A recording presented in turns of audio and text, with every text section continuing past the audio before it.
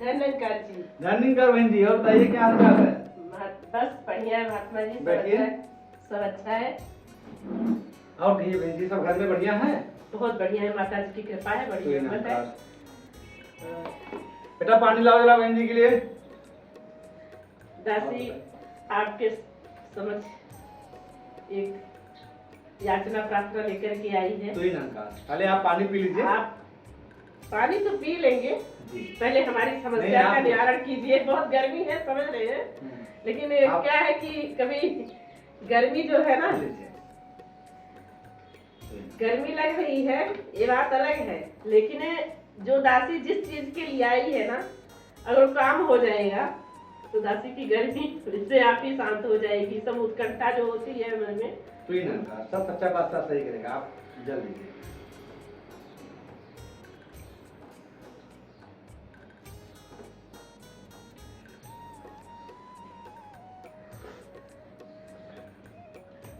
महात्मा जी का पगार आया था जी। तो आए हुए थे, 1 हफ्ता 10 दिन हो गया, उसमें से कुछ खर्च भी हो गया घरेलू काम में। और दासी पहले सोची थी कि आएगा तो पहले महात्माओं को हम अपने घर बुला के प्रसादी कराएंगे, अच्छी बात है। महात्मा घर में आएंगे, उनके चरण पड़ेंगे तो अपना घर पावन होगा। अच्छी बात है। तो फिर इसमें कौन सी समस्या बहन जी? पर दासी सोच रही थी जैसे संयोजक महात्मा, अपने मुखी महात्मा, संचालक, शिक्षक जैसे पहुंचे हुए महात्मा, ऐसे बड़े बड़े महात्मा अगर दासी के घर पे आते तो थोड़ा आजू बाजू देखते महात्मा जो है, थोड़ा वट बढ़ता है। मतलब दासी भी यहाँ कहीं मिशन से जुड़ी हुई है तो कुछ तो है, कुछ बात तो है। तो थोड़ा वही उसी के बारे में दासी आपके सामने उपस्थित हुई है। आप उसका निवारण कीजिए और महात्माओं को प्रसादी के लिए दासी घर पे लेके आइए। बड़ी कृपा है बहन जी। आपको प्रसादी कराना है जी, ये बड़ी अच्छी बात है। और हम सभी महात्मा को अपने घर में महापुरुषों को बुला करके उनका सेवा सत्कार करना चाहिए जी। पर अभी आपने कहा है संयोजक साहब, मुखी जी, संचालक साहब, शिक्षक जी, तो बहन जी इन सबके ऊपर सदगुरु माता जी ने बहुत सारी जिम्मेदारियां दी हैं। अभी एक मुखी जी की मतलब पूरी संगत होती है, उनका दायित्व होता है उनका हर चीज देखना और उनके सब सुख दुख में काम आना। संयोजक साहब का और भी उनके सामने और भी सत महात्मा होते हैं, सेवा दल के अधिकारी हैं तो उन्हें अपनी सेवाएं करनी होती हैं। अभी दास आपको तो पता ही है कि जब आपके पिताजी ने शरीर छोड़ा था तो मुखी जी कैसे आपके घर पे आए थे। शिक्षक महात्मा कितने सभी महात्मा उस समय नहीं आए होते तो समझ लीजिए हम लोग एकदम समझ लीजिए पागल हो गए थे। कुछ समझ ही नहीं आ रहा था करे क्या।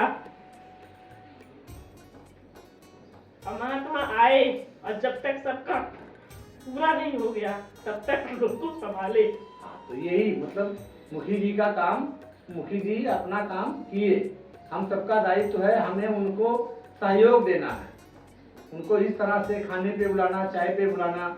महात्मा स्वतः ही अपने हिसाब से देख करके वो खुद पहुंच जाते हैं।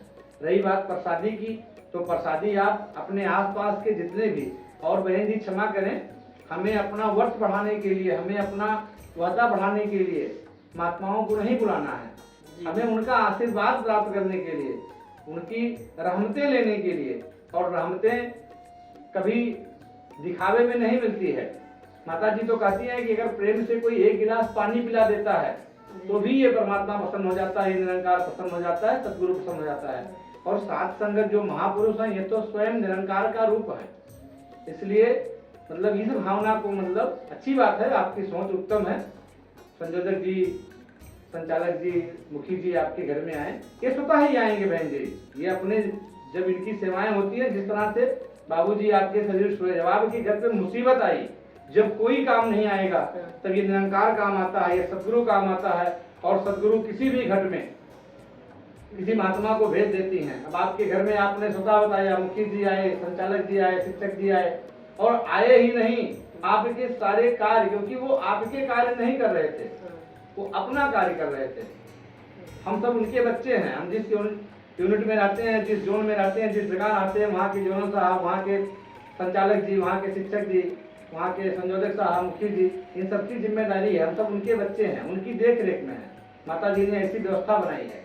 रही बात घर में प्रसादी करने की, हाँ, आप उनके चरणों में अरदास कर दीजिए, पर नियम मत बनाइए कि नहीं मुखी जी आएंगे तो ही हमारे घर में महात्मा आना चाहिए, महापुरुष आना चाहिए, और वो छोटे बड़े कोई भी हो सकते हैं। तो दास तो यही क्षमा करना, दास यही कहेगा कि आपके आसपास जो महापुरुष हैं, आप उन्हें अपने घर पे बुलाइए। मुखी महात्मा जी को भी, संयोजक जी को भी आप अरदास करिए उनके चरणों में। उनसे डेट मत फिक्स करिए, खाली अरदास करिए कि दासी की भावना है। महात्मा स्वतः जब उनके पास फुर्सत होगी, क्योंकि मालिक ने उन्हें जिम्मेदारियां बख्शी हैं बहुत सारी, तो और बाकी अपनी जिम्मेदारियां वो लोग निभा ही रहते हैं। अब इस तरह से अगर हम सभी महात्मा खाली यही बोलेंगे मुखी जी संयोजक जी हमारे घर पे आए, तो मुखी जी संयोजक जी तो खाली खाना खाने में ही उनका बीत जाएगा सारा समय। इतनी सारी संगतें, इतनी सारी सेवाएं माता जी ने उनकी दी हैं। और रही बात महात्मा, तो बहन जी महात्मा कोई छोटा बड़ा नहीं होता, सारे महात्मा। दास आपको एक वाकया बता रहा है। मसूरी का भवन बन रहा था, जगत माता जी वहां पे थी, अपने शर्मा जी थे, हरिमोहन शर्मा जी वहां सेवा कर रहे थे। उन्होंने खुद अपने हल्फिया बयान दिया है। अब उनके अवस्था जो थी वो उस समय वो सांसारिक अवस्था उतनी सही नहीं थी। उनके शर्ट में जो बटन लगे थे वो जितने बटन थे सब उतने कलर के लगे थे। माता जी वहां पहुंच गई, देखा उनका शर्ट गंदा था, तो उन्होंने कहा कि तू अपना शर्ट उतार दो और मैं इसे साफ कर देती हूँ।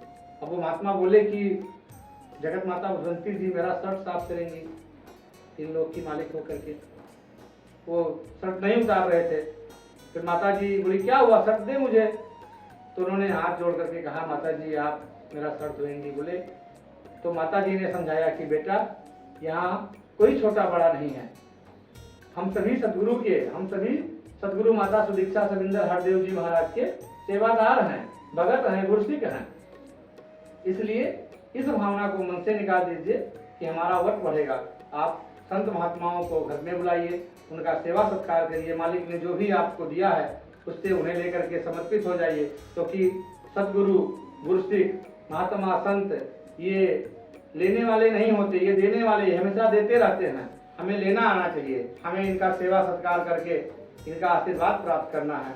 और वो आशीर्वाद जो मिलता है वो निभाने में मिलता है। झुक करके श्रद्धा से जो भी हमारे पास है उन्हें समर्पित करें। दाता सच्चा पातशाह सतगुरु माता जी आप पे कृपा करेंगे। तो दास तो यही चाहेगा, आगे आप जी जैसी। बस महाराज आप 2-4 महात्माओं को अपने समझ से दासी के घर पे ले आइए। हाँ, इतना बता दीजिएगा कि हम इतने टाइम आएंगे, सुबह के टाइम, दोपहर के टाइम फिक्स कर दीजिएगा। दासी उस तरह से अपनी व्यवस्था बनाए रखे, फिर आप कभी भी पधार सकते हैं। और तो दास की बात का अगर आपको बुरा लगा होगा नहीं, ऐसी तो दास कोई को क्षमा बात करिएगा। नहीं, ऐसी कोई बात नहीं ये है। भावना, आपकी भावना उत्तम है, आपकी सोच उत्तम है, लेकिन जो ये है कि मेरा इससे वट बढ़ेगा, संयोजक जी आएंगे, जोड़ल इंचार्ज साहब आएंगे, सहायक शिक्षक आएंगे, नहीं, मतलब ये नहीं है कि दासी का हमें किसी को दिखाना नहीं है बहन जी। हमें अपना वट अगर बढ़ाना है तो सतगुरु के चरणों में बढ़ाना है। यहाँ पे निमाना बढ़ के, यहाँ सेवा करके, यहाँ संगतों को रिझा करके हमें सतगुरु को रिझाना है। और एक बात और जान लीजिए कि सतगुरु के पास ये 3 लोक के मालिक हैं, पर इनके पास सिर्फ निरंकार है, परमात्मा है। सतगुरु स्वयं अपने जैसा आपको बनाता है। संसार की सारी चीजें, सारी वस्तुएं, अगर हमें कुछ चाहिए, दुनियावी चीजें चाहिए, तो उसका जरिया एकमात्र सिर्फ संत महात्मा के चरण है।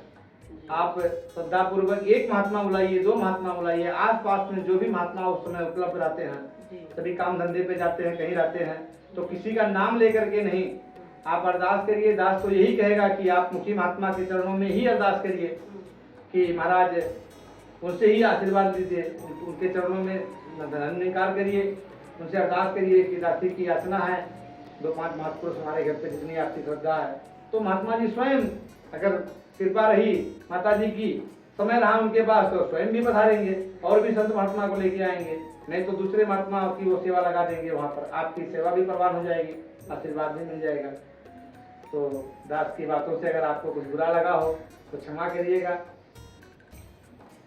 नहीं, ऐसी कोई बात नहीं है महाराज। बात ये है ना कि जब हम संगत जाते हैं, हम जाते हैं अपने घर में आते हैं, आजू बाजू के महात्मा भी बहुत मतलब जैसे छोटी मतलब जात वाले होते हैं, और जो उनसे अलग और पड़ोसी हैं, देखते वही आते हैं वही खाते हैं, इनके क्या निरंकारी समागम है, कहाँ जाती हैं। तो इस वजह से दासी सोच रही थी जो कोई बाहर से महात्मा आएगा तो उनके साथ और भी महात्मा आएंगे तो थोड़ा और मतलब अपने मिशन का भी प्रचार होगा।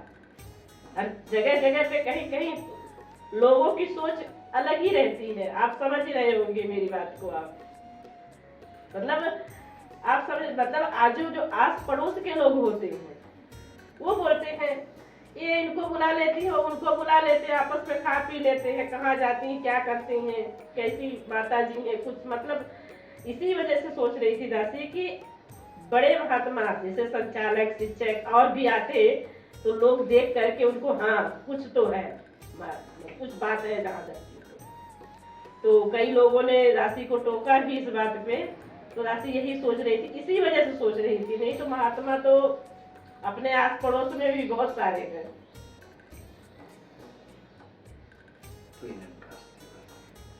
लोगों को तो हम लोगों का अपनी जुबान से मुंह नहीं बंद कर सकते, पर अपना कर्म कर करके लोग देख करके, महात्माओं को देख करके जो बाहर से आते हैं उनको देख करके वो जरूर प्रभावित होते हैं।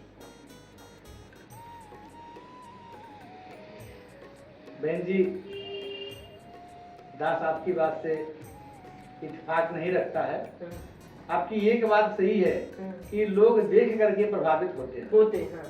और इसीलिए आज समय के मुर्शद, समय के पैगंबर सदगुरु माता सुदीक्षा सविंदर हरदेव जी महाराज फरमा रही हैं कि हमें क्वालिटी चाहिए, हमें गुणवत्ता चाहिए, और वो जो कह रही हैं वो हमें कह रही हैं।